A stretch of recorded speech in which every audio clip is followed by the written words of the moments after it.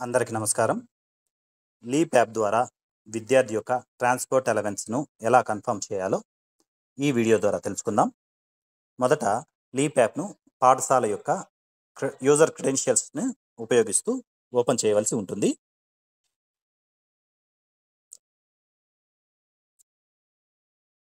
Open చేసిన వెంటనే రెండవ టైల్ అయినటువంటి స్టూడెంట్, నాలుగవ పాపప్ మెసేజ్ అయినటువంటి యాక్షన్స్, ఇందులో ఆరవ మరియు చిట్ట చివరి టైల్ అయినటువంటి ట్రాన్స్‌పోర్ట్ అలవెన్స్‌ను క్లిక్ చేయాలి.